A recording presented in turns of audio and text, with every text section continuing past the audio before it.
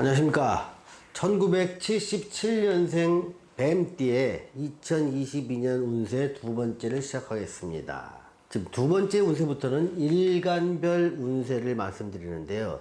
일간은 그 사주를 좀 아시는 분은 굉장히 쉬운 용어지만 사주가 좀 낯설으신 분은 굉장히 어려운 용어가 됩니다. 그래서 자기가 태어난 연, 월, 일, 시를 이 영상 밑에 댓글로 달아주시면 제가 일간을 댓글로 다시 알려드리겠습니다. 그래서 자기한테 해당되는 일간을 자기의 어떤 한 해 운으로 보시면 됩니다. 그래서 만약에 병일간이나 정일간에 해당된다면 이쪽 부분을 보시고요.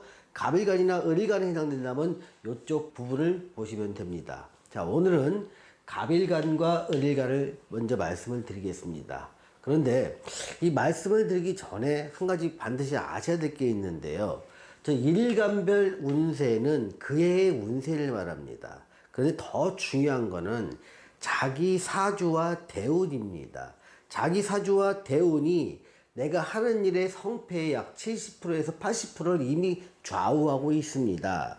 내 사주에 맞는 일을 한다면 이런 것을 이용해 더 좋은 결과를 낼 수 있지만 내 사주와 대운에 맞지 않는 일을 하고 있다면 여기서 좋은 운에도 별로 큰 실적을 얻지 못하게 되고요. 또 나쁜 거는 더 많은 피해를 볼 수 있다는 것. 그래서 매년의 운을 제가 지금 말씀을 드리지만 사실 이것보다 훨씬 더 중요한 거, 몇 배로 중요한 거는 내 사주와 대운에 맞는 일을 하느냐는 겁니다. 즉, 내 사주와 대운에 맞는 일을 할 때 매년 운이 조금 안 좋으면 조금 덜 벌고 매년 운이 좋으면 훨씬 더 많이 벌 수 있지만 내 사주와 대운에 맞지 않는 일을 할 때는 운이 좋아도 조금밖에 못 벌고 안 좋을 때는 굉장히 많은 손해를 보는 이런 패턴이 반복됩니다. 그래서 언제 내 형편이 나아질까를 묻지 마시고요. 내가 무슨 일을 하면 더 나아질까를 묻는 게 더 훨씬 더 현명한 방법이 아닐까 싶습니다.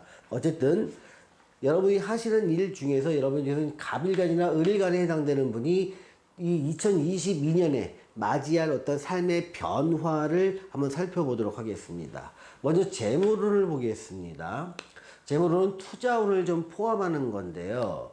이 투자가 좀 신중하게 해야 될 필요가 있습니다. 지금 갑일간이나 을일간이 내년에 이제 2022년에 이민년을 맞이하게 되면 좀 서두르게 됩니다. 그러면서 자기도 모르게 이건 될 거야 그런 확신을 갖는 경우가 굉장히 많습니다. 근데 거기에 함정이 있을 수 있습니다. 그러니까 투자가 어떻게 자기는 굉장히 큰 기회가 왔다고 생각하지만 큰 함정이 도사리고 있다는 것이 이 사주적인 관점에서 바라보는 방법입니다. 이럴 때는요. 이 투자는 단기 투자는 절대로 하지 마시고요. 적어도 4년이나 5년 이후를 바라보는 장기 투자라면 어느 정도 가능합니다. 그래서 투자의 대상이나 투자의 내용도 운에 따라 좀 달라집니다. 그래서 단기 투자는 절대 급하게 하지 마셔라. 장기 투자라면 나눠서 조금씩 하셔라가 투자에 대한 답입니다. 그러면서 내가 어떤 새로운 일을 좀 하고 싶어서 그걸 배우기 위해서 나한테 투자하는 것, 이거는 굉장히 좋습니다. 그래서 의욕도 강하고요. 뭔가 새로운 일을 하고 싶은 동기부여도 강한 시기라서 나한테 나를 개발하기 위해서 투자하는 것, 이건 적극 권합니다. 자, 투기성 상품에 투자를 할 때는요. 어떤 확실한 답을 얻기가 참 어렵습니다. 그러니까 수익이 나는 시절도 있고 손실이 나는 시절도 있는데 이게 크게 교차를 하게 됩니다. 그래서 타이밍을 정말 월별을 잘못 잡지 못하면 큰 손실이 나기도 하고요. 또 가만히 놔뒀는데 큰 이익이 나기도 합니다. 그런데 시간이 지나서 한 해를 마무리할 때 보면은 손해로 귀결될 가능성이 있기 때문에 중간에 변동은 강하지만 크게 가만히 놔뒀을 때 결과는 안 좋아질 가능성이 있기 때문에 단기 투자는 하지 말라는 겁니다. 물론 그 단기 투자의 기간 동안에 한 푼도 못 벌었다는 절대로 아닙니다. 수익이 날 수도 있습니다. 하지만 수익이 난 만큼 그대로 손해를 볼 가능성도 굉장히 크기 때문에 조심을 하라는 겁니다. 또 과감한 투자, 내가 허용할 수 있는 것, 감당할 수 있는 걸 넘어서는 것을 과감한 투자라는데 이건 절대로 금지해야 됩니다. 그래서 신중한 접근이 필요하고요. 정말 투자는 천천히 나눠서 조금씩 장기적인 관점에서 투자에 들어간다 이렇게 생각을 하시기 바랍니다.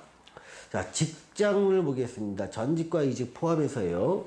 직장운은 그렇게 좋지는 않습니다. 지금은 참고 견뎌야 될 시기입니다. 그러니까 새로운 부임지나 새로운 보직을 맡게 된다면 직장운은 계속 연장됩니다.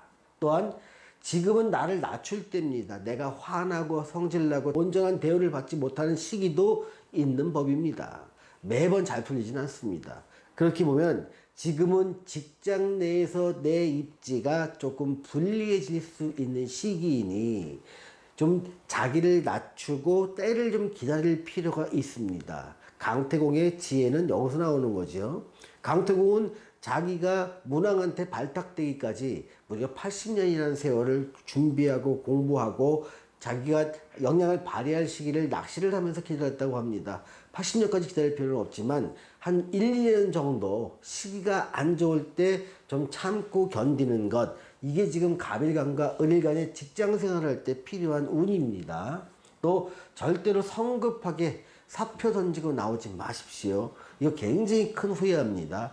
욱하는 성질이 이때가 사실은 22년과 23년에 발동하기 쉽기 때문에 좀 말씀을 드리는 겁니다. 또한 사업을 하는 것들도 좀 신중하실 필요가 있습니다. 또 이지구는 아직 살아 있습니다. 그래서 사표를 던지되 내가 갈 곳이 있을 때, 확실히 채용됐을 때 사표를 내는 이런 지혜가 조금 필요하지 않을까 싶습니다.